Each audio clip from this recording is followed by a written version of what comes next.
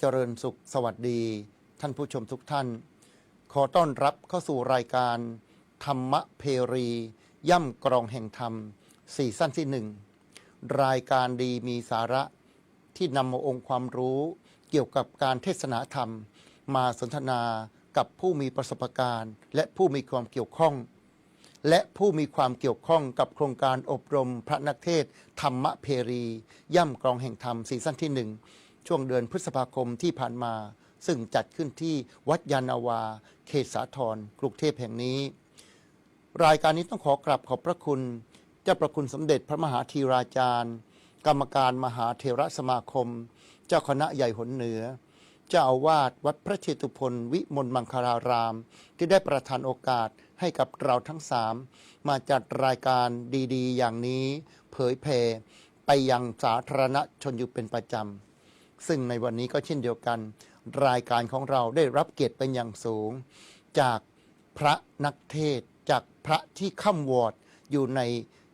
โครงการอบรมพระนักเทศน์มีบทบาทสำคัญในการช่วยเหลือกิจกรรมของคณะสงฆ์เกี่ยวกับเรื่องการอบรมพระนักเทศน์แล้วก็ยังมีอีกท่านหนึ่งซึ่งเป็นฆราวาสแต่ว่าเคยเป็นพระมาก่อนตอนนี้ได้กลับมาช่วยดูแลโปรเจกต์ของการอบรมพระนักเทศน์ธรรมเพรีแล้วก็ยังมีตำแหน่งการทำงานเพื่อบ้านเมืองอีกหลายตำแหน่งเลยทีเดียวตอนนี้มานั่งอยู่ใกล้ๆกับอาตมาภาพแล้วในเบื้องต้นพบกับท่านพระครูปรัชจักรพันธ์ปัญญาธโรด็อกเตอร์จากวัดประทีปพลีผลเขตบางขุนเทียนกรุงเทพครับสวัสดีครับถูกนะอีกท่านหนึ่งอย่างที่กล่าวไปแล้วเป็นคนหนุ่มรุ่นใหม่ไฟแรงเคยบวชเป็นพระแล้วก็ทำงานเรื่องการเผยแผ่ตอนนี้ได้เปลี่ยนแปลงตัวเองกลับมาทำงานให้กับสังคมภายนอกด้วยแล้วก็ยังไม่ทิ้งวัดวาอารามยังมาซัพพอร์ตโปรเจกต์ของวัดวาอารามเหมือนเดิมพบกับคุณคุณากรชาวบ้านเกาะ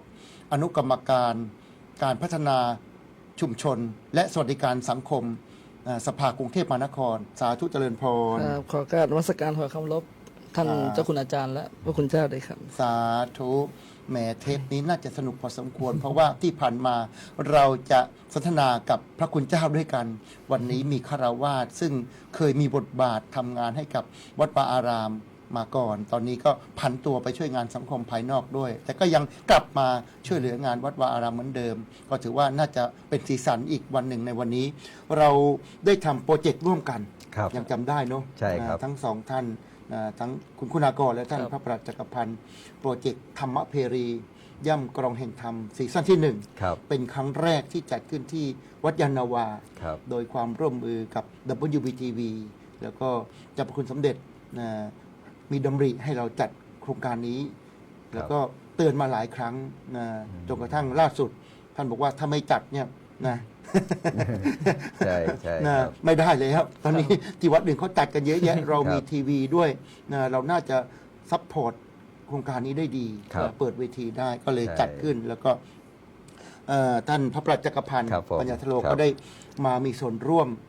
หลายครั้งมาหลายครั้งหลายคราวแล้วก็รุ่นน้องๆเขาออกรายการไปแล้วหลายท่านแต่ก็ยังไม่ถึงคิวสักทีหนึ่งวันนี้ก็ได้โอกาสเหมาะและทั้งสองท่านก็รู้จักกันดีอยู่แล้วด้วยก็ถือว่ามาคู่กันถือว่าดีมากเลยนะมีส่วนร่วมในโปรเจกต์นี้ช่วงเดือนพฤษภาคมที่ผ่านมาก็อยากจะถามว่ามีความรู้สึกอย่างไรบ้างกับการดูแลโครงการอบรมพระนักเทศน์ที่ผ่านมาธรรมเพรีครับผมก่อนที่จะกำเนิดรุ่นที่1ธรรมเพรีย่ำกรองแห่งธรรมในครั้งนี้เนี่ยก็จะมีการเตรียมงานวางแผนกว่าจะมาถึงรุ่นที่1เนี่ยก่อนจะเริ่มถือว่าเป็นรุ่นบุกเบิกเริ่มต้นแต่จริงๆแล้วถามว่าเป็นรุ่นบุกเบิกไหมเราก็มีรูปแบบการเป็นฝึกอบรมพระนักเทศน์เนี่ยมาหลายสำนักโดยเฉพาะที่สำคัญก็คือสำนักวัดประยุรวงศาวาสก็เป็นรูปแบบแต่ว่าพอเรามารวมกันเนี่ยก็มีการเอาความคิดมาระดมความคิดปรับปรุงเพื่อให้กำเนิดโครงการธรรมเพรีย่ำกรองแห่งธรรมเนี่ยให้สมบูรณ์แบบที่สุดโดยเฉพาะโครงการนี้กำเนิดเกิดขึ้นอันนี้ก็เป็นครั้งแรกเมื่อเดือนพฤษภาคมตอนนี้5 เดือนมาแล้วเป็นครั้งแรกที่ได้ออกมาหน้ากล้องปกติอยู่เบื้องหลังนี่ตั้งแต่จุดเริ่มต้นครับผมก็มาทำหน้าที่ เป็นเหมือนเจ้าหน้าที่ ครับผม เป็นเหมือน เป็น teamwork เป็น teamwork ทีมเวิร์ก ครับผม เพราะว่าเป็นโครงการเหมือนกับเป็นพี่เลี้ยง ครับผม มาดูแล อืม เพราะเวทีแห่งนี้มีพี่เลี้ยง เยอะมาก เยอะ เรามี มาคอย ใช่ เรามีอะไรนะเรามีทีมวิทยากร ใช่ โอ้โห ครับ มีความหลากหลายมาก ครับ แล้วก็ ผม เป็นหนึ่งในทีมงาน ครับครับ คุยต่อ ครับก็ในโอกาสก็ได้โอกาสจากพระเดชพระคุณ อาจารย์จะได้มาร่วม อืม ร่วมโครงการในครั้งนี้เนี่ยเดิมทีดีก็จะมาร่วมเป็นผู้เข้าร่วมอบรม อ๋อจะมาต่อเติมองค์ความรู้ ใช่ครับ แต่ว่าก็มาคุยกันเราก็อบรมมาหลายสำนักแล้วฝึกมาเยอะแล้วก็ขออยู่เป็นเบื้องหลังแล้วก็เอาความรู้ที่เราเคยมีมาเนี่ยมาคอยซัพพอร์ตสนับสนุน แล้วก็เป็นเหมือนกับกำลังเสริมให้กับพระเดชพระคุณที่ผ่านมาในโครงการนี้ครับผม ครับผมครับผมนี่ก็คือเรื่องราวของผู้ที่อยู่ในทีมเวิร์คของ WTV วัดยันอาวา โครงการอบรมพระนักเทศน์ธรรมเพรีซึ่งท่านมีประสบการณ์จากโครงการอบรมพระนักเทศน์ทุนเล่าเรียนหลวง จากวัดประยุรวงศาวาสสาริกาป้อนเยียต้องยอมรับว่าโครงการอบรมพระนักเทศน์ธรรมเพรีนั้น ก็เหมือนส่วนหนึ่งของโครงการอบรมพระนักเทศน์ทุนเล่าเรียนหลวง แต่ว่าอาจจะมีการแอพพลายบางอย่างให้แตกต่างไปบ้าง นั่นก็หมายความว่า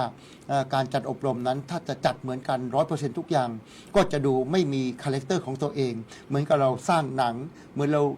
เขียนเพลงขึ้นมาเพลงหนึ่ง ถ้าไปก๊อปเข้ามาหมด 100% เนี่ยมันก็ไม่แตกต่าง มันก็ไม่น่าสนใจ เพราะฉะนั้นโครงการอบรมพระนักเทศน์ธรรมเพรีจึงได้นำเอาโครงสร้างส่วนหนึ่งมาจากโครงการอบรมพระนักเทศน์ทุนเล่าเรียนหลวง จากวัดประยุงศาวาสโดยมี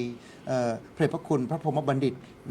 เป็นผู้ที่อยู่เบื้องหลังความสำเร็จของโปรเจกต์อบรมพระนักเทศน์ทุนเล่าเรียนหลวง แล้วก็ได้ดึงศักยภาพของผู้เข้ารับการอบรมมาเป็นทีมเวิร์กมาเป็นส่วนหนึ่งของโครงการอบรมพระนักเทศน์ธรรมเพรีอีกด้วย แต่ก็เพิ่มโปรเจกต์เพิ่มสิ่งต่างๆเข้าไปเพื่อให้เกิดความแตกต่างและก็มีประโยชน์ต่อผู้เข้ารับการอบรมด้วย ตอนนี้คุณคุณากรชาวบ้านเกาะมานั่งอยู่นานแล้ว แล้วก็ยังไม่ได้พูดสักคำเดียว ก็คงจะเกิดความอึดอัดพอสมควรนะหลังจากที่ไม่ได้คุยในรายการกันมานาน เดี๋ยวเปิดโอกาสให้ได้คุยนิดหนึ่งมีส่วนร่วมอย่างไรบ้างโปรเจกต์ธรรมเพรีในฐานะที่เป็นฆราวาสครับพระเดชพระคุณครับก็ต้องเท้าความนะครับก่อนที่จะเริ่มโครงการตอนนั้นยังบวชอยู่นะครับก็ได้ปรึกษากับเจ้าคุณอาจารย์หลายท่านว่าจะเป็นท่านเจ้าคุณพระศรีวชิราภรณ์โดยเฉพาะท่านเจ้าคุณวิสุทธิวราภรณ์ด้วยได้ปรึกษากันใช่ไหมครับแล้วก็ทีมงานของพวกเราว่าเราจะสนองเ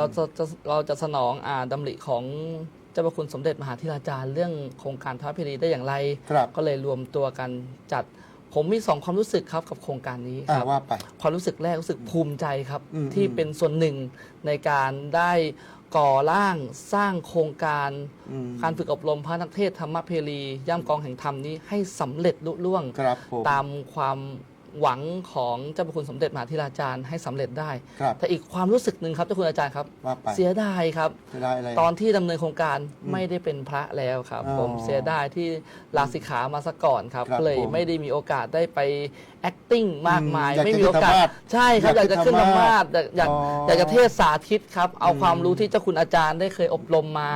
เอาความรู้ที่ได้เคยอบรมในสำนักสาริกาป้อนเหยื่อมาเผยแผ่มาให้พระนักเทศน์ที่เข้าฝึกอบรมได้เห็นกันบ้างน่าเสียดายครับแต่ก็อยู่เบื้องหลังครับคอยซัพพอร์ตส่วนต่างๆไม่ว่าจะเป็นเรื่องอาหารการกินการดูแลสถานที่ก็ภูมิใจครับที่เป็นส่วนหนึ่งในการทำให้โครงการและทำให้สิ่งที่เจ้าพระคุณสมเด็จพระมหาธิราจารย์ท่านตั้งใจไว้สำเร็จเป็นรูปธรรมได้ครับยินดีมากครับสาธุญาติโยมบางท่านก็อาจจะผู้ชายคนนี้รู้สึกคุ้นหน้าเนาะก็ต้องบอกว่าเมื่อถ้าย้อนไปสัก 2-3 ปีที่ผ่านมานั้นคุณคุณากรชาวบ้านเกาะบวชอยู่ที่วัดหัวกระบือแล้วก็ดูแล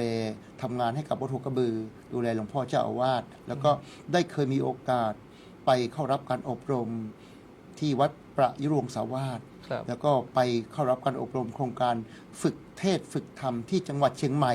ซึ่งเป็นศูนย์อบรมเป็นศูนย์การเรียนรู้วัฒนธรรมไทยของคุณป้านิตยาลักษณะวิสิทธิ์หรือว่านิตยธรรมสถานอำเภอแม่แตงจังหวัดเชียงใหม่ก็ถือว่ามีประสบการณ์ไม่ธรรมดาแต่ว่าตอนหลังก็เปลี่ยนแปลงชีวิตกลับมาอยู่ในเพศฆราวาสแล้วก็ทำงานในส่วนที่ช่วยเหลือสังคม นะทำงานเกี่ยวกับเรื่องสวัสดิการสังคมดูแลชุมชนอะไรต่างๆ ให้กับสภากรุงเทพมหานคร ซึ่งก็เป็นงานใหญ่ที่ทำประโยชน์ให้กับสังคมได้อย่างมากมาย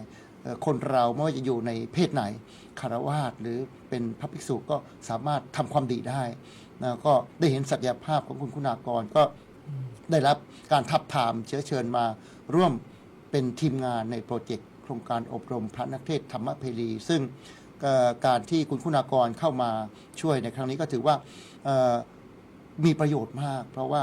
บางเรื่องเนี่ยพระเราก็ acting มากไม่ค่อยได้ อย่างเช่น การที่จะไปบอกบุญญาติโยมไปเชิญองค์กรนู้นองค์กรนี้ไปขอสิ่งนั้นสิ่งนี้มาซัพพอร์ตบางครั้งบางเรื่องคฤหัสถ์พูดก็ดูดีกว่าดูสมาร์ทกว่า เพราะฉะนั้นคุณคุณากรก็ได้รับบทบาทตรงนี้ไปจากโครงการพระนักเทศน์ธรรมเพรีสาธุดังๆพร้อมกันสาธุกลับมาที่ท่านพระครูประหลัดจักรพันธ์อีกครั้งหนึ่งครับผมโครงการอบรมพระนักเทศน์ธรรมเพรีท่านคิดว่ามีเรื่องมีจุดอะไรที่เป็นประเด็นที่น่าสนใจอย่างที่แบบไม่เคยเจอจากที่อื่นมาก่อนเลยแต่มาเจอที่ธรรมเพรีซึ่งเราได้ครีเอทกันมาเนี่ยมีจุดไหนประเด็นใดที่น่าสนใจเป็นกรณีพิเศษบ้างครับจุดสำคัญเลยที่เรามีการคุยกันนะแล้วก็รูปแบบของการอบรมเนี่ยที่เราจัดที่เรียกว่าห้องดำนะก็คือการอบรมภาคปฏิบัติ โดยการแบ่งเป็นห้องนะหรือว่าเป็นศูนย์การเรียนรู้นะก็คือไปตั้งแต่เริ่มต้นเลยเรามีตั้งแต่มารยาทนะรูปแบบจริยาวัดนะตรวจตั้งแต่รูปนะลักษณ์ภายนอกนะจนไปถึงอักขระวิธีนะคือต้องเน้นทุกระเบียบนิ้วนะคนที่เคยกล่าวว่าให้ยถามาบวชมา10 พรรษาแต่ว่ายถาผิดไม่รู้ตัวอันนี้เป็นต้นก็คือมาฝึกโดยเฉพาะรูปแบบของการเทศนะก็การปฏิบัติจริงนะฝึกจริงนะและที่สำคัญคือเวทีนะเพราะว่าการที่จะแสดงธรรมถูกวิธีแล้วเนี่ยก็ต้องมีเวทีให้แสดงนะทีนี้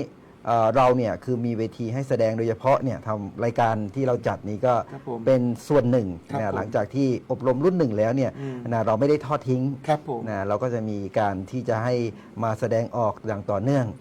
นะอันนี้ก็เป็นจุดเด่นที่ได้กล่าวถึงเป็นความแตกต่างแล้วก็เป็นอะไรน่าสนใจซึ่งอันนี้ก็ต้องยอมรับเพราะว่าหลวงพ่อเจ้าพระคุณสมเด็จก็ได้ปรารภว่าเรามีรายการทีวีเป็นของเราเองเราจะจัดรายการเกี่ยวกับการเผยแผ่ธรรมะเนี่ยกี่รายการก็ทำได้เพราะเราเป็นเจ้าของรายการเพราะฉะนั้นเนี่ยเราทำไมไม่สร้างเวทีให้เป็นประโยชน์ต่อพระนักเทศน์ทำไมไม่เอาพระนักเทศน์เนี่ยมาฝึกมาอบรมมาบ่มองค์ความรู้ให้สุกงอมแล้วก็เผยแผ่ตามแพลตฟอร์มต่างๆโดยใช้ WBTV World Buddhist Television เนี่ยเป็นฐานรองรับเป็นเหมือนสนามฝึกซ้อมสนามใหญ่เป็นห้องแลบให้เราเมื่อเราผ่านเวทีนี้ไปแล้วเวทีบรรยายที่ไหนสถานที่ไหนองค์กรไหนเราก็เอาอยู่เพราะเรามีคือพอผ่านเป็นประสบการณ์นะพอได้ประสบการณ์มาแล้วเนี่ยก็คือเป็นการให้แสดงออกนะเหมือนกับมีกำลังนะพอผ่านไปได้ถึงขั้นหนึ่งแล้วเนี่ยเรามาออกหน้าจอทีวีเห็นภาพตัวเองเป็นภาพสะท้อนแล้วฝึกเองเนี่ยญาติโยมกันโมทนาสาธุแต่มองไม่เห็นเพราะว่าเราเทศเองอยู่ที่วัดเนี่ยก็ไม่ได้ตั้งกล้องแต่อันนี้เห็นไป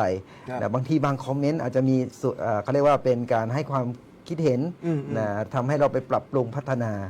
อันนี้ก็เป็นข้อดีของการที่ได้โอกาสผ่านสื่อในครั้งนี้ครับผมอันนี้ก็เป็นจุดเด่นอีกอย่างหนึ่งมันเหมือนเราสร้างค่ายเพลงขึ้นมาแล้วเรามีนักร้องมาเข้าสังกัดแล้วเราฝึกร้องเพลงกันแล้วเราบันทึกเทปแล้วเราออกอากาศไปแล้วเริ่มมีชื่อเสียงแล้วแต่ไม่มีคอนเสิร์ตใช่เป็นนักร้องไม่ได้ออกคอนเสิร์ตจบเลยนะรายได้มันไม่เกิดใช่คืออย่างผมกับผมเนี่ยคือจริงๆแล้วโดยบุคลิกเนี่ยเป็นคนขี้เขินเขาเรียกขี้อายไม่กล้าแสดงออกเนี่ยทีนี้มาฝึกเนี่ยคือจริงๆประสบการณ์เนี่ยนอกจากฝึกทุนเรียนหลวงของวัดประยูรแล้วเนี่ยก็เคยอบรมวัดประยูรมาครั้งหนึ่งแล้วเมื่อรุ่น12 ปี2547นะตอนนั้นก็คือเป็นรุ่นสุดท้ายที่เจ้าคุณพระพุทธวรยานยังมีชีวิตอยู่ตอนนั้นท่านยังมาร่วมพิธีอยู่ในครั้งนั้นเนี่ยคือฝึกอบรมไปแล้วนะแต่ว่าด้วยความเขินอายก็ไม่กล้าขึ้นเวทีขึ้นธรรมะโยมนิมนต์นะหรือใครนิมนต์มาก็ไม่กล้าแสดงออกเนี่ยทีนึงเจ้าคุณอดีต เจ้าคุณพิรมเขาบอกว่าความเก่งจะไร้ความหมายถ้าขาดหายซึ่งความกล้า เห็นไหม ความเก่งจะไร้ค่าถ้าไม่กล้าแสดงออก นะครับโดนใจ ใช่โดนใจในครั้งนั้นเนี่ยก็พยายามจะขึ้นพยายามคราวนี้มีความกล้าแล้ว ครับ แต่ปัญหาคือไม่มีเวทีให้ขึ้น เห็นไหม นะแล้วช่องทางในยุคนั้น 2547 เนี่ย โอ้สื่อ ไอโฟนรุ่นหนึ่งยังไม่มีเลยนะ รุ่นนั้นยังไม่มี มา17แล้วเนี่ย 17 แล้วเนาะ ครับผม ก็ไม่มีโอกาสผ่านสื่อไม่ต้องพูดถึงเลย ครับผม เนี่ยทั้งนั้นใครที่มาในช่วงนี้โดยเฉพาะเนี่ยมาอบรมธรรมเพรี ครับผม ที่วัดยานนาวาโครงการของเราโดยเฉพาะรุ่น2ใช่ไหม ครับผม เดี๋ยวเราจะมีการกล่าวด้วยต่อไปจะทำยังไง ครับ แต่ว่าก็มีช่องทาง ครับผม ให้ได้แสดงออกนั่นเองครับผม ครับผมอีกอย่างหนึ่งถ้าหากว่าเราพูดตามบริบทของความเป็นจริงเนี่ยพระหนุ่มในน้อยหลายรูปผ่านการอบรมมาจากหลายเวที แต่ไม่ได้มีตำแหน่งใน ครับ ทางการบริหารทางการปกครองคณะสงฆ์ ครับ ยิ่งไม่ได้เป็นเจ้าอาวาสด้วย ใช่ เป็นพระลูกวัดจบเลย ครับ ใช่ครับ งานบวชงานตายงานแต่งงาน เจ้าอาวาสกินเรียบ เจ้าอาวาสกินเรียบหมด เมา ในอย่างญาติโยมก็ ใช่ เพ่งเลยไปที่เจ้าอาวาส ใช่ เพราะว่าเจ้าอาวาสก็คือเป็นหัวหน้าน่ะ ครับ ถ้าเจ้าอาวาสพูดเองเทศน์เองเจ้าอาวาส ใช่ เขาก็แบบได้โชว์ด้วยแล้วก็ ครับ ญาติโยมเขาก็ภูมิใจวันนี้ ครับ โอ้ได้เจ้าอาวาส ครับ แต่ถ้าบอกให้พระลูกวัดขึ้นเนี่ย ใช่ บางทีอาจจะดรอปไปถ้าไม่เก่งจริง ใช่ เพราะฉะนั้น แต่ถ้า โอกาส ถึง น้อย หลวงพ่อเจ้าวาดที่วัดประทีปพีผลเนี่ยแหละ นะท่านเป็นทานนักเทศน์ ครับ แล้วท่านเป็นพระที่อบรมวัดประยูนเหมือนกัน เออ รุ่น 7 ท่านรุ่น 7 อ๋อ ตอนที่ท่านส่งมาอบรมรุ่น 12เนี่ยท่านบอกท่านรุ่น 7 อ่า พอเราอบรมแล้วเนี่ยท่านหาโอกาสให้ขึ้นอยู่ตลอดนะ แม้กระทั่งเทศสองธรรมาสเนี่ยท่านก็สอน อ๋อ สอนว่ามาเทศคู่กัน อืม ด้วยความเป็นพระลูกวัดก็ไม่กล้าจะสนทนาโต้ตอบกับเจ้าวาดเท่าไหร่ เกิ นะ ดความเกรงเกร ใช่ งเกรง ครับ ครับผม ครับ ก็อันนี้ก็เป็นแนวคิดที่ดีสำหรับ ครับ เจ้าอาวาสบางรูปที่มีวิสัยทัศน์ ก็คือจะให้โอกาสลูกศิษย์ให้โอกาสลูกน้องได้ขึ้นโชว์บ้างเพื่อ ครับ สร้างเสริมประสบการณ์ในการที่จะเผยแผ่ธรรมะ ครับ เหมือนกับผมเคยอยู่ที่สุพรรณ ครับ หลวงพ่อเจ้าคุณพระมงคลกิติวิบูลย์ตอนนั้นยังเป็นพระครูอยู่ ครับ ท่านก็ให้โอกาสลูกน้อง อันนี้พูดถึงหลายครั้ง แล้วก็ยังมีความสุขที่จะพูดอีก เพราะว่าผมก็ไม่เคยเจออยู่มาหลาย ๆ วัดก็รู้สึกว่าท่านโอเพนไมล์มาก อ๋อ เอ่ ครั อบ ยกตัวอย่างอย่างเช่นอีก2-3 วันจะมีงานกฐิน ซึ่งประธานเนี่ยเป็นรัฐมนตรีระดับรัฐมนตรีนะครับ มาทอดกฐิน ซึ่งตามหลักเนี่ยผู้ที่เหมาะที่จะเทศน์ในวันนั้นน่ะก็น่าต้องเป็นเจ้าอาวาส ครับ ใช่ไหมแต่ปรากฏว่าไม่ อืม ผมก็ตกใจวันนั้นผมช็อกเลยนะ เพราะว่าผมยังเป็นมหาธรรมรัฐได้ประโยค3ใหม่ๆถ้าจำไม่ผิดนะยังเด็กมากแล้วยังมีครูบาอาจารย์เราที่ประโยค7อยู่ในนั้นด้วย ครับ เจ้าอาวาสก็เป็นมหาปรริญญาหลวงพ่อก็ท่านเป็นมหาปรริญญาประโยค ครับ 4แต่ท่านก็ใช้เก่งด้วยปรากฏว่าก่อนถึงวันทอดกฐิน2-3 วันท่านหันมามอง แล้วท่านบอกว่าทำวัดเสร็จท่านหันมามองว่าท่านมหาธรรมรัฐเดี๋ยววันกฐินท่านเทศด้วยนะ ท่านต้องระวังนะคนหลายร้อยมากคนเป็น400-500เต็มศาลา แล้วประธานคือรัฐมนตรี ครับ กระทรวงเกษตรและสหกรณ์จะมา ครับ เป็นประธานทอด ถ้าจะไม่ผิดนะมันเป็นท่านประพัฒน์โพธสุทนในสมัยนั้นนะนานแล้วผมก็ตกใจผมก็เอาแล้วหลวงพ่อเหรอครับหลวงพ่อไม่ได้เทศน์เองเหรอครับ เป็นคำพูดที่ผมจำไม่ลืมเลย ผมมาเทศน์ได้ แต่ผมไม่เทศน์หรอก ท่านต้องได้ประสบการณ์ในการทำงาน ต่อไปผมตายไปแล้วเนี่ย ครับ หรือว่าผมยังอยู่แต่ท่านไปอยู่วัดอื่นเนี่ย ตรงนี้จะเป็นประโยชน์สำหรับท่าน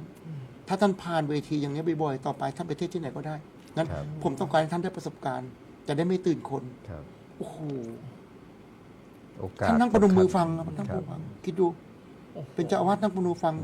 ท่ามกลางคนเต็มศาลา รัฐมนตรีมานั่งด้วย ท่านยอมลดลงไปนั่งประนมมือฟังเราเทศน์ ครับ นี่เป็นภาพที่แบบนี่แหละ นี่คือเจ้าอาวาสที่เป็นแม่แบบ ครับ เป็นไอดอลแล้วก็เป็นการบ่งบอกถึงภาวะผู้นำที่ส่งเสริม ครับ ลูกน้อง ให้ได้ดิบได้ดี ให้มีผลงานให้มีประสบการณ์ ซึ่งเป็นการเสียสละที่สูงมาก ถ้าทำใจไม่ได้จริง ๆ ไม่สามารถทำนี้ได้ ใช่ครับ ท่านทำใจได้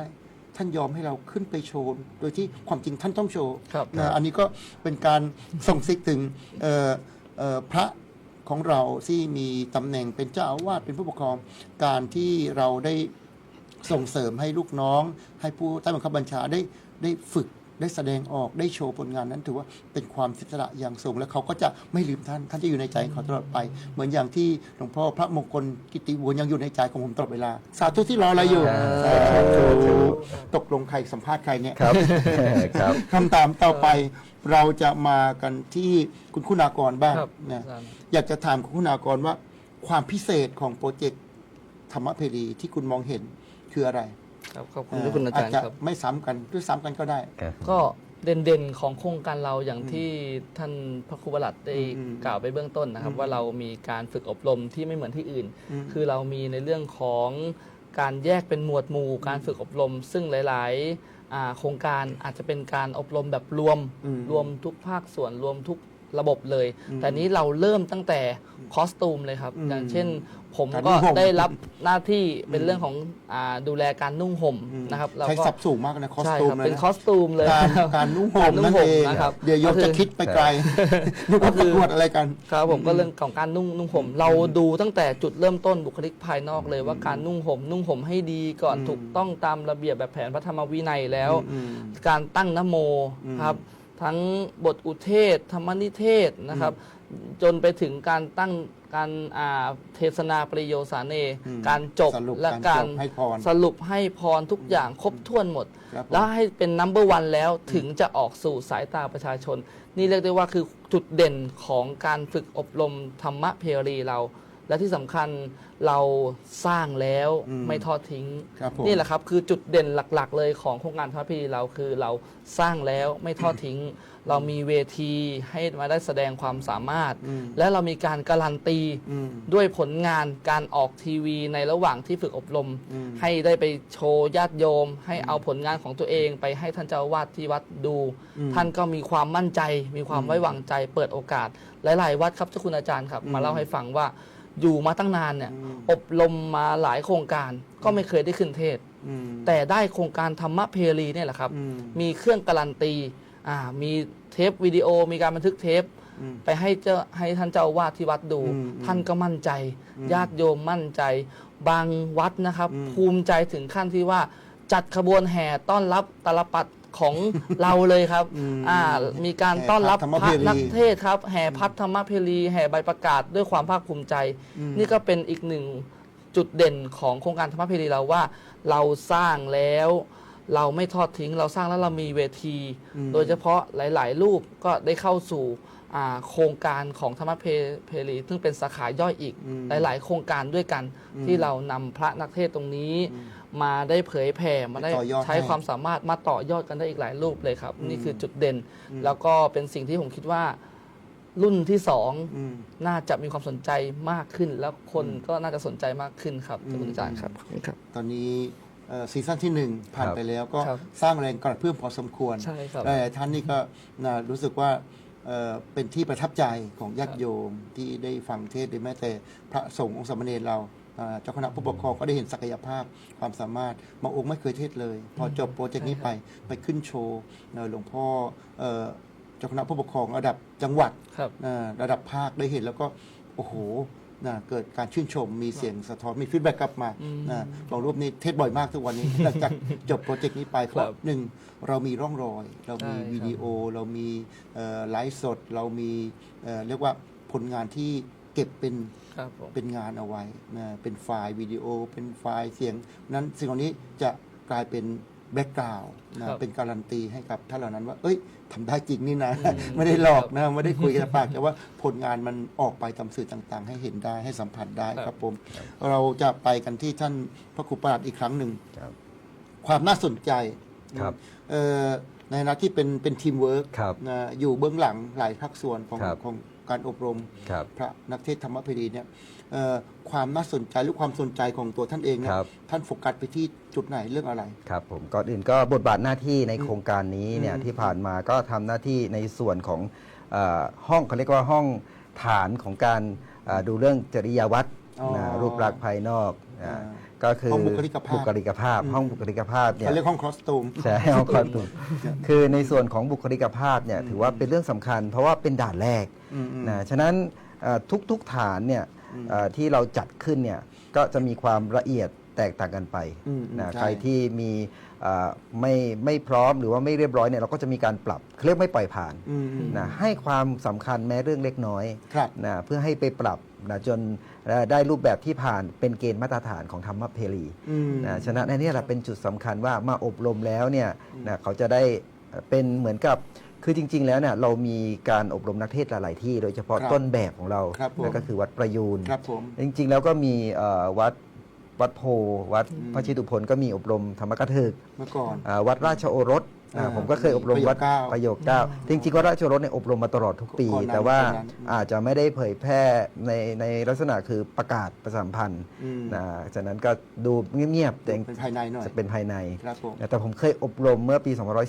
2548 ต่อเนื่องจากวัดประยูน โอ้นี่ไม่เคยรู้มาก่อนนะว่าไปมาหลายวัดเนี่ย หลายวัดมากครับ โอ้ เนี่ย ครบหลายวัดนะเนี่ย ครับ ครบได้ไหมเนี่ย เขาเรียกว่าหมูสนามจริง สิงสนามซ้อม อ๋อครับ นะฝึกอบรมเยอะมากแต่ว่าไม่มีเวทีนะก็ชอบการอบรมของผมกลายเป็นไปหาคอลเลกชัน อ๋อ เพื่อนฝูงที่อยู่ในที่อบรม เยอะมาก ไปเพื่อน รู้จักหมด เยอะมากรู้จักหมด อ๋อ เนี่ยมาเจอเพื่อนทำไมรู้จักคนเยอะจริง ๆ ชอบอบรม อ๋อ ไปเพื่อเสริมความรู้ อ๋อ แต่ก็ได้มีโอกาสเอาความรู้ทั้งหมดเนี่ยแหละ อืม นะมารวมอยู่ที่ อืม นะการอบรมโครงการธรรมเพรีแห่งนี้ อ๋อ ครับ ครับ ไม่ เพราะว่า ธรรมดา เพราะว่าการอบรมเนี่ยพิธีการหรือขั้นตอนหรือเหมือนเป็นพิธีกรรมธุรกรรมอะไรเอ่ยทำแล้วดีแต่มีขั้นตอน อืม ก็คือพิธีกรรม ครับ นะความรู้เนี่ยพอเราศึกษาอบรมไปเรื่อยๆ หรือว่าเรียนรู้มาเนี่ยมันก็จะมีความรู้เก็บอยู่ในตัว ครับ แต่พอขึ้นธรรมะแล้วเนี่ยวิธีการกระบวนการหรือศาสนพิธีเนี่ยคือขั้นตอนตั้งแต่จับคัมภีร์อะไรเนี่ย อืม คือมันจะสร้างความมั่นใจ ครับ นะให้กับผู้ที่แสดงธรรมนะเพราะเราเรียบเขาเรียกว่าขั้นตอนวิธีการของเราเนี่ยทำถูกต้องแล้วมันมีความมั่นใจ อืม ดังนั้นความรู้เนี่ยพอเราได้ศึกษาเรียนนักธรรมตีโทเอกมาความรู้ก็นะสามารถบรรยายให้ญาติโยมเสริมความมั่นใจด้วยการอบรมฝึกปฏิบัติบ่อย ครับ ๆนี่แหละครับ โอ้โห นี่เพิ่งจะความลับเปิดเผยในวันนี้ ครับ เพราะว่าเป็นผู้ที่คำวอร์ดใน ครับ โครงการอบรมมาอย่างโชคโชน ครับ โอ้โห ถ้าเป็นโจรก็โจร500นะเนี่ย ครูเยอะมากเลยครูเลยอะไรนะ ผลงานเยอะมาก ครับผม ครับผมแต่ว่าตอนนี้เจ้าที่โชว์ป้ายบอกว่าพักเบรกนะครับ เดี๋ยวต้องให้ท่านผู้ชมทางบ้านพักเบรก ครับ ไปพบกับสิ่งที่น่าสนใจสักครู่เดียว เดี๋ยวกลับมาพบกับการสนทนากับท่านพระครูปรัชจักรพันธ์ธรรมทโรด็อกเตอร์ จากวัดประทีปผลิผล และคุณคุณากรชาวบ้านเกาะในเบรกที่ 2 กันต่อไปขอเจริญพร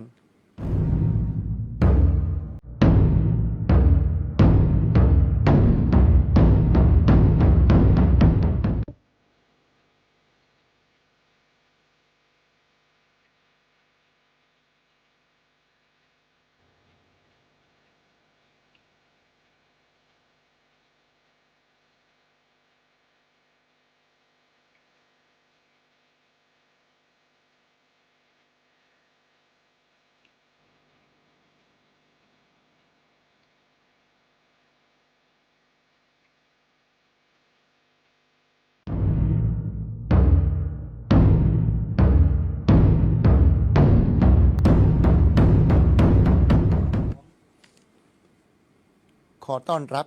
กลับเข้าสู่รายการธรรมเพรี ย่ำกรองแห่งธรรมซีซั่นที่ 1 ในเบรกที่ 2 กันต่อไป ซึ่งในเบรกแรกที่ผ่านมานั้นอาตมาภาพได้สนทนากับทีมเวิร์คของเราในโครงการอบรมพระนักเทศน์ธรรมเพรี ท่านพระครูประหลัดจักรพันธ์ปัญญาทโร จากวัดประทีปผลิผล เขตบางขุนเทียนกรุงเทพและคุณคุณากรชาวบ้านเกาะนะซึ่งเป็นศิษย์เก่าของวัดหัวกระบือได้ให้เกียรติมาร่วมสนทนากับเราในวันนี้ได้เนื้อหาสาระมากมายเลยทีเดียว ในเบรกที่ 2 เราจะมาเริ่มกันที่คุณคุณากรอีกครั้งหนึ่งนะการอบรมพระนักเทศน์ธรรมเพรีเนี่ยได้ให้องค์ความรู้เกี่ยวกับเรื่องอะไรบ้าง ที่คุณคิดว่าโอ้โหมันเจ๋งมาก ครับองค์ความรู้นะครับเรียกได้ว่าครบถ้วนทุกกระบวนความครับ ครับ เป็นการกำชับพระนักเทศน์ไม่ให้ลืมแบบแผนเลย ผมดูตั้งแต่เริ่มต้นมันเนี่ยการตั้งนะโมไม่ให้หลุดจากนะโม5ให้มันไพเราะเพราะพริ้งที่สุดมีความหนักแน่น การขึ้นบทอุเทศ บทเขาเรียกว่าตัวเนื้อหาการเทศน์ นิเทศบทนิเทศเนี่ยครบถ้วนกระบวนความและที่สำคัญมีการสาธกยกนิทานนะครับมียก คำกล่าวอ้างขององค์สมเด็จพระสัมมาสัมพุทธเจ้าคำพุทธพจน์ ครับ แล้วก็มีการชักนำปฏิบัติในตอนท้าย เรียกได้ว่าครบถ้วนกับทุกกระบวนความองค์ความรู้นี้แน่นมาก เพราะว่าก่อนที่เราจะออกไปสู่สายตาประชาชนเนี่ยมีการอบรมถึง 5 ห้องด้วยกัน ครับ เรียกว่าครบถ้วนทุกกระบวนความครับ นี่คือเรียกว่าเป็นความเข้มข้นของการฝึกอบรมพระนักเทศน์ธรรมเพรีจริง ๆ ครับ อันนี้ถือว่าเป็นสุดยอดแล้วก็เป็นความแตกต่างกับโครงการอบรมพระนักเทศน์อื่น ๆ ด้วยครับ แล้วก็ที่ผมเห็นแรงกระเพื่อมเลยนะครับถือว่าเราเนี่ยเหมือนเป็นคลื่นใต้น้ำลูกใหญ่เลยครับ จบจากโครงการเราไปปั๊บมีการกระตุ้นเกี่ยวกับการฝึกอบรมพระนักเทศน์ในโครงการต่างๆ เริ่มเห็นความเปลี่ยนแปลง เริ่มเห็นความกระเตื้องในคณะสงฆ์ว่าเอาละธรรมเพรีเกิดขึ้นแล้ว ตีกลองดังสนั่นลั่นวงการเลย เลยทำให้เกิดการอบรมเร็วๆนี้ได้ข่าวว่าจะมีการอบรมพระนักเทศน์ของโครงการสภาธรรมกถึกอีก โอ้โหมีการกระตุ้นในโครงการต่างๆ ขึ้นมาอีกมากมายเลยครับ ถือว่าเป็นสัญญาณกลองที่ดีครับ เป็นการลั่นกลองแล้วว่า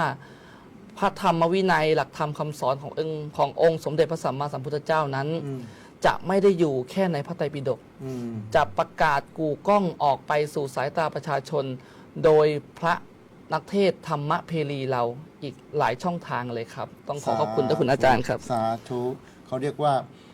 แจ่มแจ้งจูงใจแกล้วกล้าร่าเริง ครับ อันนี้เป็นสโลแกนของสาริกาป้อนเยีย ใช่ แต่ก็ต้องขอบพระคุณ สำนักอบรมสาริกาป้อนเยีย วัด ครับ ประยุรมสาวาส ครับ ซึ่งต้องยอมรับกันว่า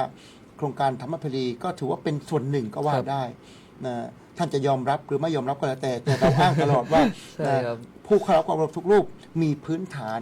มาจาก สาริกาป้อนเยี สาย ริกาป้อนเยีย ใช่ครับ วัดประ ยุรวงศ์สาวาส ซึ่ง ครับ เป็นเสมือนพ่อแม่ครูบาอาจารย์ของเรา ใช่ ซึ่งลืมไม่ได้ ใช่ครับ นะถึงแม้ว่าจะมีความแตกต่างบางเรื่อง แต่ว่าพื้นฐาน ใช่ หลายๆอย่างก็มาจาก มาจาก โปร ที่นั่ เจ น กต์ ค ข รั อบ งวัดประยุรสาวาส สาริกาไม่เคยลืมหลังครับ ครับ จง ผม ครับ สาธุสาธุ ครับ เดี๋ยวบางท่านจะมามองว่าเอ้ย ท่านทั้งหลายมาจัดโครงการแข่งกับวัดประยูน มาบูลลี่ครูบาอาจารย์หรือเปล่า ไม่เคยมี อันนี้ไม่ได้ตั้งใจจะเป็นแบบนั้น ครับ แต่เรามีความตั้งใจว่าอยากจะทำอะไรที่แตกต่างตามแนวคิด ครับ ที่เราอยากจะทำบ้า ครั ง บ เพราะต้องไม่ลืมว่าที่การทำงานบางอย่างเนี่ยถ้าเราไม่คิดนอกกรอบบ้าง ครับ มันก็จะไม่เกิดนวัตกรรมใหม่ ใช่ครับ เหมือนคนที่เรียนปริญญาโทปริญญาเอกก๊อปปี้งานวิจัยก็อยู่นั่นแหละ ครับ 5 ปี 10 ปี100 ปีก็วนอยู่เรื่องเดิม ครับ นวัตกรรมใหม่ๆไม่เกิดขึ้น แต่เมื่อเราคิดนอกกรอบบ้าง แต่ไม่ได้นอกพระธรรมวินัยนะครับ นอกกรอบบ้างคิด ครับ อะไรที่มันแตกต่างบ้าง ครับ ให้มันทันสมัยขึ้นมาบ้าง ครับ หรือว่าให้มันแบบน่าสนใจขึ้นมาบ้าง ครับ เนี่ยผมก็คิดว่า ครับ มันเป็นสิ่งที่ควรจะทำไม่ใช่หรือ เพราะฉะนั้นสำนักวัดประยุงสาวาสก็เหมือนครูบาอาจารย์ ครับ พ่อแม่ของเรา แต่ธรรมพดีก็เหมือนเอาท่านมายกย่อง ครับ เอาท่านมาเป็นครูบาอาจารย์ของเราด้วย แล้วก็มีการนิมนต์วิทยากรมาจาก ใช่ครั วั บ ดประยุงสาวาสด้วย นี่เป็นการส่งสิ่งเห็นว่าเราไม่ได้ลืมครูบาอาจารย์ ครับ ใช่ครับ แต่เราอาศัยเอาองค์ความรู้ ครับ ส่วนหนึ่งนะเอามาแอพพลายใช้ในโปรแกรมธรรมะเพลีของเรา ครับ ด้วย ผม แล้วก็พ่วงนวัตกรรมใหม่ๆลงไปด้วย ใช่ สาธุที่รออะไรอยู่ สาธุถ้าเป็นบ้านก็คล้ายๆกับว่า อืม โครงการสาริกาป้อนเหยื่อของวัดพิยุทธสาวาสนี่เปรียบเสมือนเป็นเสาหลัก เป็นรากฐานที่มั่นคง ครับผม เราก็เปรียบเสมือนเป็นบิวอิน แต่งเติมให้มันสวยงาม อย่างนั้นใช่ไหมครับทุกคนอาจารย์ครับ ใช่ครับผ โอ้ มใช่ สา ครับผม ธุครับ ก็เหมือนกับเราเป็นมหาวิทยาลัยของ ครับ การแสดงธรรม อืม ใช่ไหม ครับใช่ ในมหาวิทยาลัยก็จะต้องมีหลายหลักสูตร ใช่ ใช่ไหมมหาวิทยาลัยเกิดขึ้นหมายถึงเปรียบเทียบกับทางโลก ครับ มหาวิทยาลัยสุโขทัยธรรมาธิราชมหาวิทยาลัยนเรศวรในมอนเรศวรอย่างเงี้ยมหาวิทยาลัยต่างๆที่ก็ทุกคนก็มุ่งฝึกบุคคลให้มีคุณสมบัติ ครับ ที่จะเอามาพัฒนาประเทศชาติสังคมของเราให้อยู่ได้อยังมีความสุขพระนักเทศน์ของเราก็เหมือนกัน เรามีโครงการอบรมวัดนั้นวัดนี้แต่จุดรวมก็คือต้องการมุ่งสร้างพระนักเทศน์ที่มีคุณสมบัติเหมาะสมในการเผยแผ่หลักธรรมสาธุที่รอเราอยู่ สา ครับ ธุ บทบาทหน้าที่ของท่านพระครูปราชจักรพันธ์กลับมาอีกครั้งหนึ่ง ครับ นะบทบาทที่ได้รับเนี่ยรู้สึกหนักใจไหม ครับ แล้วปีหน้าต่อไปซีซั่นที่ 2 ยังยินดีจะรับบทบาทนี้ ครับ เรียกจะเปลี่ยนบทบาทบ้างแจ้งมาได้ ครับ ก็บทบาทที่มาดูเรื่องของบุคลิกภาพ เออ นะห้องบุคลิกภาพเนี่ยทำให้เราเนี่ยปรับปรุงตัวเอง เพราะก่อนจะไปปรับปรุงบุคลิกภาพใคร เราต้องกลับมาดูตัวเองก่อนว่าเรามีบุคลิกภาพที่จะไปแนะนำคนอื่นได้ไหมดังฉะนั้นข้อดีของการมารับหน้าที่บทบาทนี้เนี่ยก็กลายเป็นว่าเราต้องปรับปรุงแล้วก็ทำให้รู้สึกว่าเรามีบุคลิกที่ดีขึ้น เหมาะที่จะเตือนคนอื่นสอนคนอื่นแนะนำคนอื่น ใช่ก็เลยรู้สึกว่าก็ชอบบทบาทนี้ ยังจะ ถ้ามีโอกาส อยู่ตำแหน่งเดิม ก็ยังอยู่บทบาทนี้เหมือนเดิมครับแล้วก็คือโอกาสที่พระเดชพระคุณจะมอบให้นะก็จะสามารถทำหน้าที่ให้เต็มความสามารถครับผม สาธุก็ต้องตอบกลับอีกครั้งหนึ่งว่า การที่เราได้ประชุมแล้วก็เลือกสรรตำแหน่งต่างๆให้กับทีมเวิร์คของเราบุคลากรของเราเนี่ยเราก็จะดูจากบุคลิกภาพของท่านแต่ละท่านด้วย อย่างท่านพระครูประหลัดจักรพันธ์เนี่ยญาติโยมดูหน้าตาก็ไม่คิดยุกิเลนะก็ดูดีแล้วก็การนุ่งห่มของท่านเนี่ยก็เป็นแบบอย่างได้คือท่านไม่กระเบิกกระบะไม่เป็นบ้าหับฟางไม่พาดควายมาอะไรอย่างนี้ท่านดูดีดูนี้ครับเพราะฉะนั้นคณะกรรมการก็มองได้ว่าท่านเหมาะที่จะอยู่แผนกคอสตูมก็คือแผนกบุคลิกภาพให้คำแนะนำผู้เข้ารับการอบรมให้นุ่งห่มให้เป็นปริมณฑลเห็นไหมวันนี้ก็ดูเรียบร้อยเป็นกรณีพิเศษนะนี่ถือว่าเป็นต้นแบบได้เลยครับชุด the right man on the right job เลือกคนให้เหมาะกับงานนั่นเองนะอันนี้ก็เป็นเรื่องสำคัญจริงๆนะกลับมาที่คุณคุณากรอีกครั้งหนึ่งนะการออดิชั่นเห็นไหมเรามีการออดิชั่นซึ่งมันโอ้โหตึงมากแข็งพอสมควรนะเราออดิชั่นกันหลายวันมากมาตั้งกล้องกันตรงเนี้ยจำได้โอ้โหบางวันนี้เล่นกันดึกๆดื่นๆก็มีนะคุณคิดว่าการออดิชั่นเนี่ยโครงการอบรมพระเทศที่ผ่านมาเนี่ยมีความน่าสนใจมีความเหมาะสมอะไรยังไงบ้างลองวิเคราะห์วิจารณ์ดูขอบคุณคุณอาจารย์ครับการออดิชั่นของโครงการธรรมเพลีเนี่ยผมว่าแตกต่างจากการออดิชั่นของโครงการอื่นโครงการอื่นบางทีที่ผมเคยอบรมมาครับจะเป็นการเขียนบทเทศนะครับเป็นการเขียนบทเทศส่งซึ่งแน่นอนครับการเขียนบทเทศส่งบางครั้งก็ลักไก่เอาบทเทศของครูบาอาจารย์มาเขียนส่งมาอะไรส่งกันแต่ในการเทศของการออดิชั่นในธรรมเพลีนี้แตกต่างคือเราไม่ได้การตัดสินใจจากคนคนเดียวเราอิงหลักประชาธิปไตยเรามีคณะกรรมการ8ท่านด้วยกันไม่อย่างน้อยสุดวันนั้นไม่ต่ำกว่า6ท่านด้วยกัน6 ถึง 8บางทีมี10ท่านเต็มเลยทั้งฝ่ายบรรพชิตฝ่ายคารวาสผมเองก็เป็นหนึ่งในนั้นในการที่มานั่งดูการต้องคอมเมนต์ใช่ครับมานั่งคอมเมนต์ใช่ช่วยคัดเลือกและอย่างเราเห็นพระแต่ละรูปหลายรูปแบบเลยบางท่านเทศดีมีสาระบางท่านก็ยังไม่มีความคล่องไม่มีความชำนาญฉะนั้นเราต้องคัดที่เป็นเดอะเบสที่สุดเพื่อที่จะมาปลุกปั้นในโครงการธรรมเพลีเพื่อให้เป็นยิ่งกว่าเดอะเบสขึ้นไปอีกเพื่อที่จะน้อมนำเอาคำสอนขององค์สมเด็จพระสัมมาสัมพุทธเจ้าไปเผยแผ่อย่างถูกต้องถูกหลักพระธรรมวินัยไม่ไปบิดเบือนคำสอนนะครับมีการคัดกรองจากเจ้าคุณอาจารย์หลายท่านด้วยกันตั้งแต่เจ้าคุณอาจารย์หลายๆรูปแม้แต่หลวงพ่อธรรมพระธรรมวชิระโมลีท่านก็ได้เมตตามานั่งดูโอ้โหมานั่งดูการออดิชั่นด้วยโอ้โหเรียกได้ว่าเป็นการคัดที่หลายชั้นหลายกรองเลยถ้าเป็นน้ำนี่เปลี่ยนจากน้ำคลองน้ำก่อยเป็นน้ำสะอาดดื่มได้เลยทีเดียวครับเจ้าคุณอาจารย์ครับผมให้เป็น the best ใช่ไม่ใช่ต้องเป็น the best of the best ใช่ครับให้เป็นมากกว่า the best อีก the best of the best ไปเลยนะนี่คือจุดมุ่งหมายของโครงการนี้เราต้องการให้พระหนุ่มเนนน้อยที่เข้ามาในโครงการนี้ได้เป็นเพชรเม็ดงามที่ผ่านการเจรไนพร้อมที่จะไปประดับในวงการของพระพุทธศาสนาในวงการของพระนักเทศสาธุรออะไรอยู่สาธุมาถึงสิ่งที่ต้องการแก้ไขเพราะว่าอย่างน้อยพระครูประหลัดจักรพันธ์ได้มาเป็นทีมเวิร์คของเราแต่ว่าอาจจะไม่มีบทบาทในการสั่งการในการตัดสินใจบางอย่างอาจจะมีความเก็บกดอยู่บ้างใช่ไหมบางทีเราอยากให้เป็นอย่างนั้นแต่ว่าองค์นู้นไม่ได้องค์นี้ไม่ได้ไม่ได้ดังใจเลยตอนนี้ปลดโอกาสเพราะว่าออกพรรษาปรณาแล้วให้ทักท้วงให้ท้วงติงให้ชี้ข้อผิดได้ชี้ข้อพลาดได้รับรองไม่โกรธแค่จะบันทึกเอาไว้เฉยๆพูดเลยครับอะไรที่เราแบบอยากจะให้เกิดให้มีอยากให้เปลี่ยนแปลงอะไรบางอย่างนิมนต์ครับครับผมก็โครงการเนี่ยเราจะได้เขาเรียกว่ามีฟีดแบ็กจากผู้เข้าร่วม การอบรม ครับ นะทีนี้เราก็ทุกรายละเอียดเราเก็บหมด อืม นะโดยเฉพาะนะหลังจากในช่วงที่อบรมเราต้องพักนะ อืม คือในเวลาที่พักเนี่ยคือในที่พักการเป็นอยู่อาหารการกินเนี่ยเราก็มีการเขาเรียกว่าฟีดแบ็จากผู้เข้าร่วมอบรม อืม นะก็เป็นเรื่องของอาจจะเป็นสถานที่ ครับ นะคือเนื่องจากว่าสถานที่กับจำนวนที่มาเนี่ยก็คืออาจจะหนาแน่น อืม นะการเป็นอยู่การที่อำนวยความสะดวกเรื่องที่พักเนี่ยอาจจะไม่พร้อมเท่าไหร่นัก อืม อันนี้เป็นฟีดแบ็ที่กลับมา ครับผม เนี่ยอันนี้ก็เราต้องมาปรับปรุงในเรื่องของสถานที่ ครับ แล้วก็อีกอย่างหนึ่งก็คือเรื่องระยะเวลา อืม เนี่ยบางทีวิทยากรที่มาเนี่ยมีความรู้ความสามารถแต่เวลาน้อยไปหน่อย อืม หลายคนอยากให้เพิ่มเวลา ม อันนี้ก็เป็นต้นก็คือที่จะเพิ่มก็แก้ไขจากเขาเรียกว่าจุดของผู้รับอาการอบรมเนี่ยทั้งหมดเนี่ยเอามารวมกัน ครับ นะก็จะเป็นคร่าวๆประมาณนี้ครับ ครับผม อันนี้ก็เป็นเรื่องสำคัญ ครับ และเป็นกระจกที่ ครับ จะสะท้อนให้ถึงเห็นถึงการทำงานของเราว่า ครับ เป็นที่พึงพอใจ ครับ มันเหมือนงานวิจัยอย่างหนึ่งเหมือนกัน ใช่ครับ ที่เราจะต้องเก็บเอามาพิจารณา ใช่ แล้วก็มาปรับปรุงในการทำงานในครั้งต่อๆไป ครับ นะอันนี้ก็ถือเป็นข้อมูลที่ดีมากๆเลย ครับ ที่ได้รับฟังจากผู้เข้ารับการอบรม แล้วก็จากทีมงานของเราเองด้วย เพราะว่าการรับฟังที่รอบด้านนั้นเป็นสิ่งที่มีประโยชน์ ไม่ใช่เรื่องของการบูลลี่ หรือว่าการตำหนิเพื่อจะทำลาย แต่เป็นการท้วงติง เป็นการแนะนำแนะแนวที่เป็นประโยชน์ต่อการพัฒนานะเพราะฉะนั้นคนเราอยู่ในสังคมจะทำตัวเป็นศูนย์กลางของโลกไม่ได้แน่นอน เราต้องพึ่งพาอาศัยซึ่งกันและกัน แล้วก็ทำงานร่วมกัน เสียงเล็กเสียงน้อยก็มีประโยชน์ มันเหมือนกับเสียงในสภาเหมือนกันจะไปไกลสาธุ กลับมาที่คุณคุณากรอีกครั้งหนึ่ง พูดถึงความประทับใจนะที่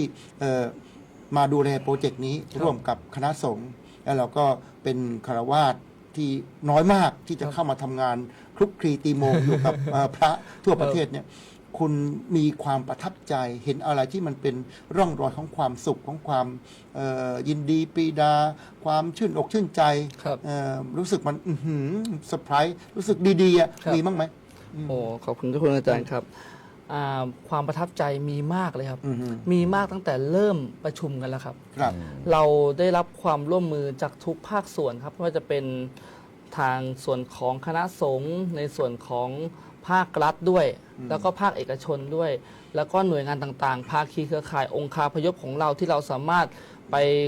ดึงมาได้ ไปขอความร่วมมือมาได้เนี่ยโดยเฉพาะผมได้รับหน้าที่ในเรื่องของเป็นฝ่ายประสานงานนะครับ เนื่องจากว่าลาสิกขาแล้วตอนนั้นก็เลยไม่สามารถมา เยอะหน่อย เป็นวิทยากรได้ก็เลยต้องมาตอบสนองโครงการด้วยวิธีการประสานงาน ครับผม ก็ถือว่าโหผมได้รับเกียรติจากคุณอาจารย์มากนะครับที่ได้ให้เป็นฝ่ายประสานงาน ก็ไปประสานงานกับองค์คาพยพต่างๆ ที่เรามีคอนเนคชันดึงเข้ามาเนี่ยมันภูมิใจตั้งแต่เริ่มแล้วครับ ครับ ว่า ผม เราได้รับความร่วมมือเป็นอย่างดี อืม ทุกคนพร้อมที่จะหลอมรวมจิตใจ โดยเฉพาะคารวาสหลาย ๆ ส่วน พร้อมที่จะเสียสละกำลังทรัพย์ของตัวเอง เสียสละเวลาของตัวเองในการที่จะไปทำงานทำมาหากิน แต่หลาย ๆ คนยอมเสียสละเวลาเพื่อที่จะมาร่วมเป็นส่วนหนึ่งในการสร้างโครงการนี้ให้สำเร็จและเพอร์เฟกที่สุด ไม่ว่าจะเป็นหลาย ๆ คนยอมตื่นตีสี่ตีห้ามาหุงข้าวปลาอาหารทำอาหารการกินเพื่อที่จะเตรียมให้เพื่อจะถวายพระภิกษุสงฆ์ในช่วงเช้า แล้วก็ช่วงเพลนะครับ หลาย ๆ คนเข้ามาเป็นเจ้าภาพเสียสละเป็นเจ้าภาพทั้งทุ่มเงิน หาเวลามาทำอาหารช่วยทุกอย่างนะครับ โดยเฉพาะต้องยกไว้หนึ่งสมาคมนะครับคือสมาคมส่งเสริมความเจริญของพระพุทธศาสนาครับในความอุปถัมภ์ของเจ้าพระคุณสมเด็จพระมหาธีราจารย์ โดยท่านดร.ประนตเสนีวงศ์ณอยุธยานายกสมาคม ท่านก็ได้รวบรวมองค์คาพยพในสมาคมของท่านร่วมกันระดมครับสัพพะกำลังและระดมทรัพย์สินของแต่ละคนช่วยกันบ้างมากบ้างน้อยบ้าง มาจัดโรงทาน มาจัดเลี้ยงอาหารมาดูแลพระภิกษุสงฆ์ขาดเหลืออะไรยูกยาเตรียมให้ทุกอย่าง เพื่อให้เกิดความบกพร่องในโครงการนี้น้อยที่สุดนะครับ รวมไปถึงภาคเอกชนก็มีหลาย ๆ บริษัทหลายห้างร้านครับ ทั้งคลินิกบางมดทันตกรรมก็มาเป็นเจ้าภาพลงทานเลี้ยงเฉาก๊วยเลี้ยงหลาย ๆ อย่างเลยครับ ทั้งท่านสกอนุภาพทานทอง เป็นสมาชิกสภากรุงเทพของเขตสาทรท่านก็ไม่ได้ทอดทิ้ง ท่านเลยเห็นความสำคัญมอบทั้งเงินสนับสนุนโครงการ แล้วก็มอบในส่วนของโรงทานมาช่วยเหลือพระสงฆ์มาเลี้ยงคนที่มาร่วมงานด้วยในพิธีปิดด้วย เรียกได้ว่าเป็นการรวบรวมองค์คาพยพของ สายทานศรัทธาที่หลั่งล้นหลั่งไหลจากทั่วทุกสารทิศจริง ๆ เพื่อที่จะหลอมรวมกันเป็นหนึ่งเดียวให้โครงการธรรมเพลีฝึกอบรมพระนักเทศน์ย่ำกองแห่งธรรมรุ่นที่ 1 นี้สมบูรณ์แบบที่สุดตามเจตนารมณ์ของเจ้าพระคุณสมเด็จพระมหาธีราจารย์เนี่ยครับความภูมิใจเริ่มตั้งแต่ประชุมกัน จนผลิตพระนักเทศน์ออกมาได้ และมาสู่สายตาประชาชน และได้เผยแพร่หลักธรรมคำสอนหลายๆ คนมีเวทีมากมายในการแสดง ยิ่งทำให้ญาติโยมทั้งหลายภูมิใจครับและพร้อมที่จะเป็นเบื้องหลังพร้อมที่จะซัพพอร์ตในรุ่นที่ 2 ต่อไปครับขอบคุณ สา ครับ ธุโอ้พูดได้ดีมากเลย แล้วก็ทำได้ดีอีกด้วยต้องยอมรับว่าคุณคุณากรชาวบ้านก่อนนั้นถือว่าเป็นอีกเรี่ยวแรงเป็นอีกกำลังสำคัญของโครงการอบรมพระนักเทศน์ธรรมเพรีเพราะว่าบางอย่างนั้นพระเนน acting มากก็ไม่ค่อยได้ แต่ว่าถ้าเรามีคฤหัสถ์ที่ทำงานกับพระออกไป acting แทนเราเป็นปากเป็นเสียงแทนเราเนี่ยก็ไประดมสัพพะกำลังเอามาซัพพอร์ตงานนี้ได้มากมาย ตัวอย่างเช่นต้องการผ้าไตร ครับ 100 ไตรต้องการเครื่องเทศธรรม 100 ชุดบอกว่าคุณคุณากรมีคอนเนคชันกับบริษัทห้างร้านไหนบ้างคลินิกไหนบ้าง ก็แป๊บเดียวโทรคลิกเดียวก็ได้แล้วครับเราได้ผ้าไตรมาแล้ว เราได้เครื่องเทศธรรมมาแล้ว อันนี้ก็ถือว่าเป็นการการันตีว่าแต่ละท่านแต่ละภาคส่วน ครับ ที่มาอยู่ในทีมเวิร์คของเรานั้น ทุกท่านมีบทบาทสำคัญไม่ได้ยิ่งหย่อนประกันว่าจะอยู่บทบาทไหนก็ตาม เราเกื้อกูลกับโปรเจกต์นี้ก็อย่างเต็มที่สาธุ ค ก รั ลั บบ มาที่ท่านพระประหลัดจักรพันธ์อีกสักครั้งหนึ่ง ครับ เรื่องปัญหาไม่พูดเพราะว่าเหมือนจะผ่านไปแล้ว ครับ นะ ผม มาที่เรื่องนี้ดีกว่านะจากการที่ท่านพระครูประหลัดจักรพันธ์เนี่ย ครับ เคยเป็นผู้ที่เข้ารับการอบรม ครับ เกี่ยวกับการเทศนาธรรม ครับ การแสดงธรรมการเทศน์เนี่ยมาอย่างโชคโชน ครับผม นะมีบทบาทในการช่วยเหลืองานมาก็หลายองค์กร ครับผม ท่านคิดว่าสิ่งที่ต้องระมัดระวัง ครับ ในการเทศน์ในการแสดงธรรมของพระหนุ่มในน้อยในปัจจุบันเนี่ย ครับ คืออะไร ขอครับผมก็ จากที่เราดูจากแพลตฟอร์ม ทุกอย่างที่ปรากฏในปัจจุบันเนี่ยอะไรที่ต้องระมัดระวัง ครับก็คือเนื่องจากยุคนี้เนี่ยเป็นยุคที่เทคโนโลยี ครับ ได้เข้าถึงทุกที่ อืม สามารถที่จะผ่านสื่อ อืม ฉะนั้นในส่วนของบทบาทหน้าที่เรื่องบุคลิกภาพของผมที่ทำหน้าที่อยู่เนี่ย อืม ก็ถือว่าเป็นหนึ่งในจุดสำคัญเลย ครับผม เพราะว่าบุคลิกภาพเราก็จะเห็นว่าความผิดพลาดเนี่ยคือความรู้ความสามารถการแสดงธรรมลีลาท่าทางเนี่ยก็เป็นเรื่องของเอกลักษณ์เป็นอัตลักษณ์ อ่า ของแต่ละรูปไป อืม แต่ถ้าก็สื่อมาในลักษณะเป็นภาพลบ ครับ นะหรือว่าชาวบ้านจะเรียกว่าคือที่สังคมหรือว่าชาวบ้านเขาติเตียนเนี่ยนะ เขารับไม่ได้ เขารับไม่ได้เนี่ย ต้องระวัง ก็เป็นผลร้าย ครับผม นะก็อาจจะมีผลข่าวที่เสียมาถึงคณะสงฆ์โดยรวมด้วย แล้วก็ ครับ ตัวบุคคลที่พูดด้วย อืม ฉะนั้นเป็นพระนักเทศน์สำคัญคือจริยวัตร อืม นะเหมือนกับเป็นจรรยาบรรณ ครับผม นะของพระภิกษุเลยว่า อืม คือถ้าเป็นจรรยาบรรณแพทย์เป็นครูเป็นอะไรเนี่ยเขาก็จะมีรูปแบบเป็นเอกลักษณ์ ครับ ในหน้าที่ของท่าน อืม แต่บทบาทหน้าที่ของพระเนี่ยเป็นตลอด 24 ชั่วโมง โอ้ หมายความว่าไม่ได้ขึ้นเฉพาะขึ้นไปเทศน์แล้วต้องมีบุคลิกที่ดี อืม แต่ต้องมีบุคลิกที่ดีก็คือต้องเป็นพระ 24 ชั่วโมง อืม ฉะนั้นท่านผ่านสื่ออะไรก็แล้วแต่เนี่ยก็ต้องรักษา อืม บุคลิกภาพจรรยาบรรณความเป็นพระภิกษุ อืม นะเพราะว่าเป็นพระนักเทศน์คือไปสอน อืม ฉะนั้นการไปสอนผู้อื่นเนี่ยก็คือจะต้องสอนตัวเองก่อน ครับ อันนี้ก็คือถือว่าเป็นจุดสำคัญเลยในยุคนี้ อืม อะไรที่ผ่านสื่อในภาพลบแล้วเนี่ยโดยแสดงออกต่อสาธารณชน ครับ ที่มีญาติโยมมองเห็นหรือแม้กระทั่งผ่านสื่อนี่สำคัญเลย ครับผม เพราะว่ามันจะเป็นเหมือนกับเมื่อเราผิดพลาดไปแล้วเนี่ย อืม ข้อมูลนี้มันจะเก็บ เอาคืนไม่ได้ เอาคืนไม่ได้กู้คืนลำบาก ดีก็ไม่ มาก หมด ไม่ บางคน หมด อื่นเขาเซฟไว้แล้ว ใช่ เขาลบแล้ว ใช่ อืม อันนี้ก็คือเป็นภาพลักษณ์ที่นอกจากตัวบุคคลนั้นแล้วเป็นภาพลบเฉพาะตัวแล้วเนี่ยมันก็เป็นภาพลบโดยรวมด้วย ครับผม เนี่ยอันนี้คือเป็นจุดที่สำคัญที่สุด ครับผมสาธุท่านให้แนวคิดที่ดีมากเลย การที่พระหนุ่มเนนน้อยของเราได้ฝึกฝนได้อบรมการเทศน์การแสดงธรรมแล้วไปออกสื่อไปโชว์ธรรมะหรือว่าไลฟ์สดในสื่อในแพลตฟอร์มต่างๆ นั้น ต้องมีสติระมัดระวัง ครับ เราไปเพื่อแสดงธรรมไปเผยแพร่ธรรมะ นะหลักคำสอนหรือว่าคุณงามความดี ไม่ใช่ไปไฟติ้งไปทะเลาะกับญาติโยม ครับ อันนี้ต้องระมัดระวัง เพราะว่าเราจะมีข่าวในเชิงลบเกิดขึ้นกับพระสงฆ์สามเณรเราที่มาขาดสติในการเทศน์แสดงธรรมผ่านสื่อผ่านแพลตฟอร์มต่างๆนะที่เกิดความผิดพลาดเกิดขึ้น จะด้วยความตั้งใจหรือไม่ตั้งใจก็แล้วแต่ว่าถ้าพลาดไปแล้วเนี่ยแก้คืนยากมากเลย ก็ต้องขอใช้เสียงนี้จาก WTV เตือนไปยังพระหนุ่มเนนน้อยที่ผ่านการอบรมธรรมะเพรีก็ดี ไม่ผ่านก็ดี ถือว่าต้องให้ความสำคัญเราช่วยกันระมัดระวังด้วย สาธุ ครับ กลับมาที่คุณคุณากรเวลาใกล้จะหมดแล้ว ครับ ช่วยประชาสัมพันธ์ดีกว่า ครับ เดี๋ยวน่าจะประมาณเดือนพฤษภาคมนะครับ ปีหน้า เราก็จะมีโปรเจกต์การอบรมธรรมะเพรีย่ำกรองแห่งธรรมซีซั่นที่ 2 มีแน่นอน เพราะว่า ครับ ได้คุยในที่ประชุมไว้แล้วนิดหน่อย ครั นะ บ ซึ่งเราจะต้องมาทำงานร่วมกัน อยากให้คุณคุณากรในหน้าที่เป็นทีมเวิร์กของการทำงานในโปรเจกต์นี้ แล้วก็เป็นฆราวาสที่เข้ามามีส่วนร่วม ครับ นะซึ่งมีบทบาทที่แตกต่างจากครูบาอาจารย์ท่านอื่น ได้มองที่กล้องแล้วก็ชักชวนพระหนุ่มเนนน้อยที่สนใจที่จะทำหน้าที่ในการเผยแผ่พระพุทธศาสนาให้ธรรมะเป็นทาน มองกล้องชักชวนนิด ขอบคุณครับเจ้าคุณอาจารย์ครับ ครับสำหรับในเดือนพฤษภาคมปีหน้านี้ก็อาจจะแจ้งวันกันอีกครั้งหนึ่งให้เป็นที่แน่นอนนะครับ เรื่องของโครงการธรรมะเพรีฝึกอบรมพระนักเทศน์นะครับ ย่ำกรองแห่งธรรมรุ่นที่ 2 ก็จะได้จัดขึ้นในช่วงเดือนประมาณเดือนพฤษภา ก็ขอกราบอาราธนาเชิญชวน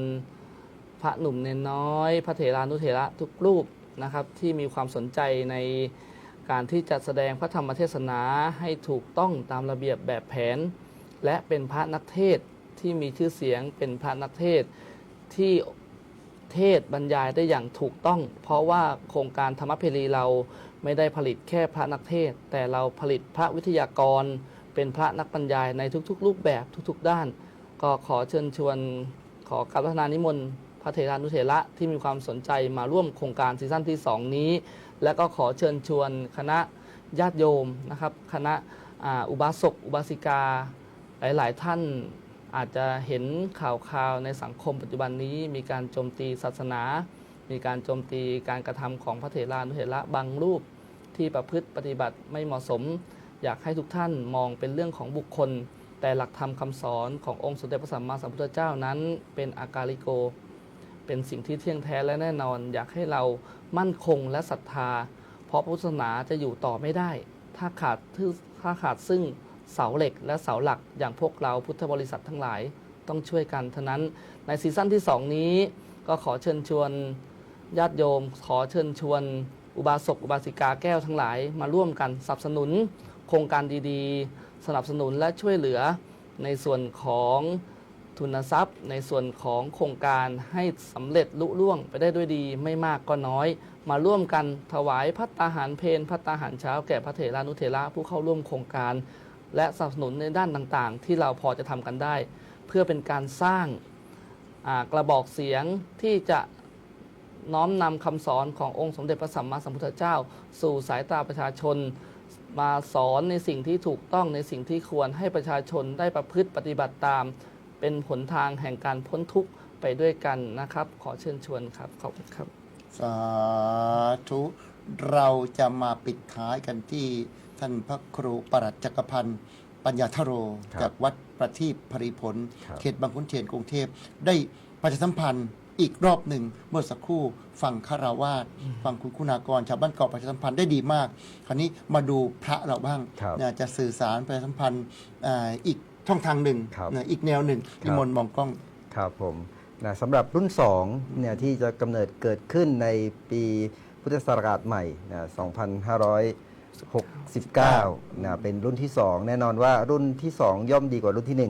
1นะเพราะว่าเราจะคืออะไรที่ดีเนี่ยเราจะคงไว้ ครับ นะแต่ว่าอะไรที่เสียหรือว่าบุกพร่องเนี่ยเราก็จะปรับปรุง ครับ เพื่อพัฒนาต่อไป ครับ อย่างไรก็ดีเนี่ยก็คือผู้ที่ได้ชมผ่านช่องทางนะการไลฟ์สดการสื่ออันนี้เขาเรียกอะไร เอาไปว่า ทางรายการธรรมเพรี ทางรายการธรรมะเพรีนี้เนี่ย ครับ เราก็จะได้เป็นกระบอกเสียงด้วย เป็นการบอกต่อกับว่าให้มาสมัครนะเพื่อจะเข้าสู่รอบของออดิชั่นนะในปี การถัดไปเนี่ยก็คือรุ่นหรือซีซั่น2เราจะเรียกซีซั่น2 ซีซั่ เนาะ นสอง นะก็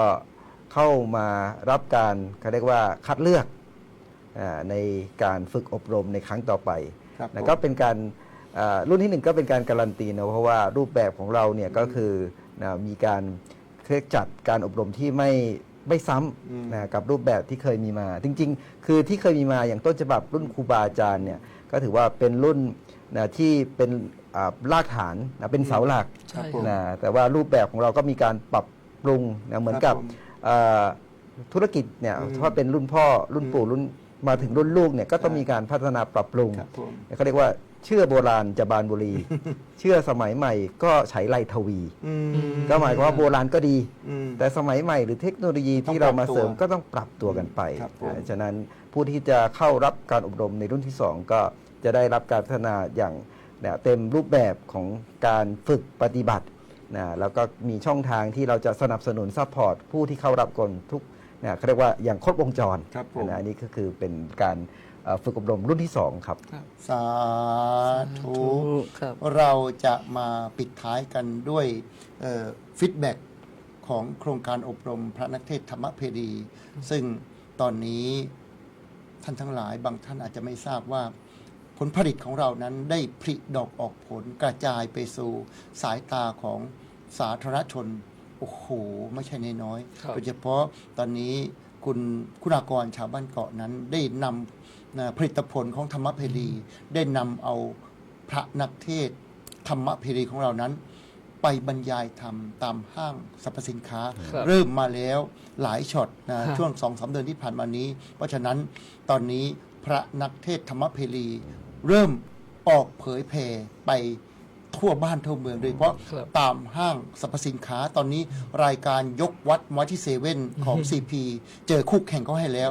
เราต้องติดตามกันต่อไปว่าเกิดอะไรขึ้น เดี๋ยวโอกาสหน้าจะให้คุณากรชาวบ้านเกาะมาพูดถึงโปรเจกต์นี้กันต่อไป เอาละก่อนที่จะหมดเวลาในเบรกที่2อาตมาภาพก็จะมีของที่ระลึกเป็นหนังสือ ซึ่งกำลังวางจำหน่ายอยู่ในเซเว่นทั่วประเทศ เป็นหนังสือเจริญงานเจริญธรรมนะเราเอากล้องซูมมานิดหนึ่งนะเป็นผลงานใหม่ล่าสุด ซึ่งช่วยในการเผยแผ่โดยทีมของCPO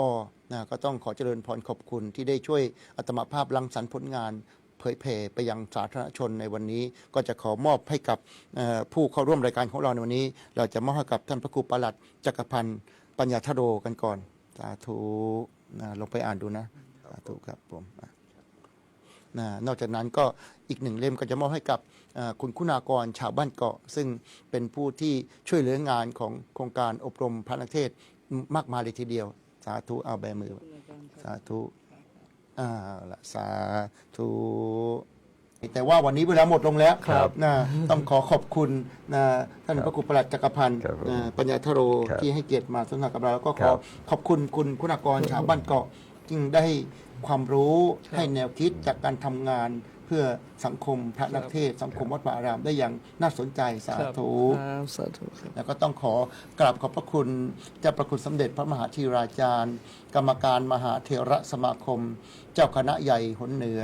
เจ้าอาวาสวัดพระเชตุพนวิมลมังคาราราม ที่ได้ประทานโอกาสให้กับเราทั้ง 3 มาจัดรายการดีๆ อย่างนี้ เผยแผ่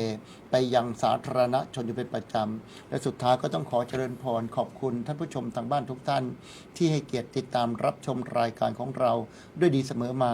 วันนี้เวลาหมดลงแล้วอัตมภาพและแขกรับเชิญของเราต้องจากลาท่านจบไปก่อน ขออำนาจคุณงามความดีทั้งหลายทั้งปวง จงมาพิบาลรักษาท่านทั้งหลาย ให้ได้ประสบแต่ความสุข ความเจริญรุ่งเรืองด้วยกันทุกท่าน ทุกคนเทินขอเจริญพร สาธุ